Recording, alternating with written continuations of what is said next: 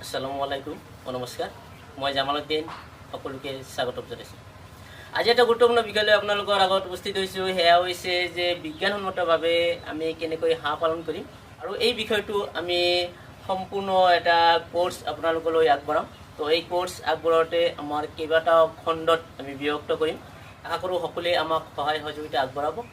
তো আমাৰ উদ্দেশ্যটো হৈছে যে বিজ্ঞানসন্মতভাৱে কম খৰচত উন্নত প্ৰজাতিৰ হাঁহ পালন কৰি নিজকে স্বাৱলম্বী কৰি তোলা।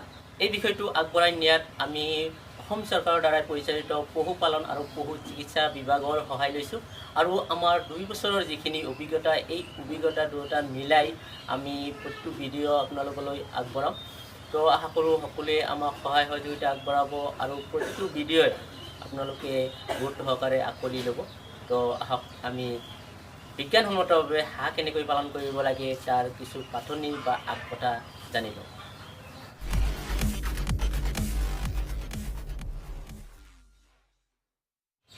অসমৰ গ্ৰাম্য অঞ্চলৰ প্ৰায় ঘৰে ঘৰে হাঁহ পালন কৰা দেখা যায়।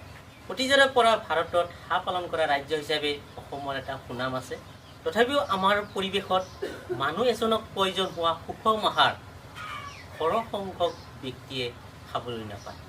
ভাৰতীয় চিকিৎসা গৱেষণা পৰিষদৰ অনুমোদন অনুযায়ী এজন সুস্থ মানুহে গড়ে ন্যূনতম দৈনিক 15 গ্ৰাম মাংস আৰু বছৰেকত 180টা কণী খোৱা উচিত। কিন্তু অসমৰ মানুহে বছৰত গড়ে 33টা কণী আৰু 6 গ্ৰাম মাংসহে খাবলৈ পায়।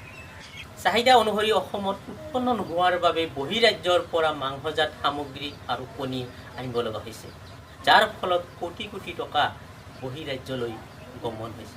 অসমৰ অধিকাংশ লোকেই মধ্যবিত্ত আৰু নিম্ন মধ্যবিত্ত অথবা দৰিদ্ৰ সীমাৰেখাৰ তলত। সেয়েহে যথেষ্ট মূলধন বিনিয়োগ কৰি একোখন ডাঙৰ ফাৰ্ম গঢ়ি তোলাটো অসুবিধাৰ সৃষ্টি হয়। তেনে পৰিপ্ৰেক্ষিতত কম খৰচতে উন্নত জাতৰ হাঁহৰ ফাৰ্ম এখন গঢ়ি তুলি আত্মসংস্থাপনৰ লগতে মাংসজাতীয় খাদ্যৰো কিছু অভাৱ পূৰণ কৰিব পাৰি। এনেদৰে নিবনুৱা যুৱক যুৱতীসকলে আত্মসংস্থাপন লাভ কৰিব পাৰি। অসমৰ খেতিয়কসকলে যাতে বিজ্ঞানসন্মতভাৱে হাঁহ পালন কৰিব পাৰে আৰু বিভিন্ন উন্নত জাতৰ হাঁহৰ সাধাৰণ বেমাৰ আজাৰ, প্ৰতিকাৰ ইত্যাদি সম্বন্ধে যাতে কিছু আভাস পাব পাৰে, সেই উদ্দেশ্য আগত ৰাখি এই ভিডিঅ'বোৰ যুগুত কৰা হৈছে।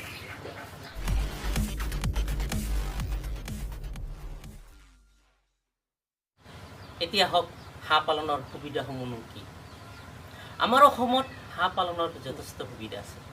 অসমত অতীজৰে পৰা অৰ্থনৈতিক আৰু সামাজিক দিশত হাঁহ পালনে এক গুৰুত্বপূৰ্ণ ভূমিকা পালন কৰি আহিছে।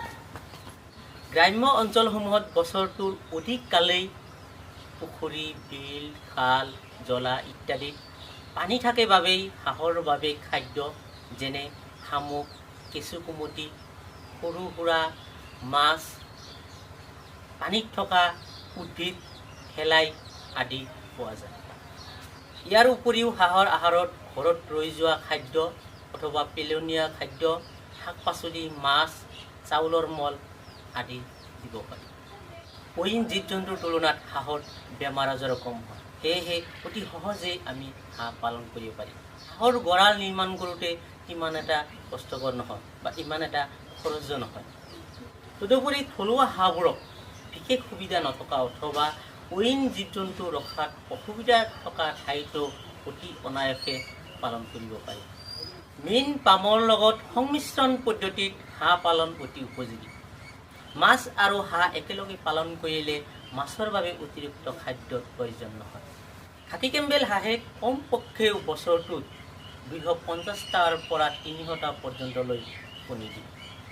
এজনী খাকী কেম্বেল হাঁহে দেশী পাতি হাঁহতকৈ 5 বা 6 গুণ কণী উৎপাদন কৰি হাঁহ পালনক সেই অনুপাতে অৰ্থনৈতিক উন্নতিত অৰিহণা যোগাই আহিছে। শ্ৰদ্ধাৰ ভিউৱাৰ্ছ, এইখিনি আছিল আজিৰ মূল বিষয়। তো আমি নেক্সট ভিডিঅ'টোত হাঁহৰ জাত বা প্ৰজাতি আৰু প্ৰতিটো প্ৰজাতিৰে সুকীয়া সুকীয়া বৈশিষ্ট্য আপোনালোকৰ মাজলৈ লৈ আহিম। আশা কৰোঁ ভালে থাকক, সুস্থ থাকক, তাৰে কামনা কৰি আজিৰ বাবে ইমানতে সামৰিছোঁ।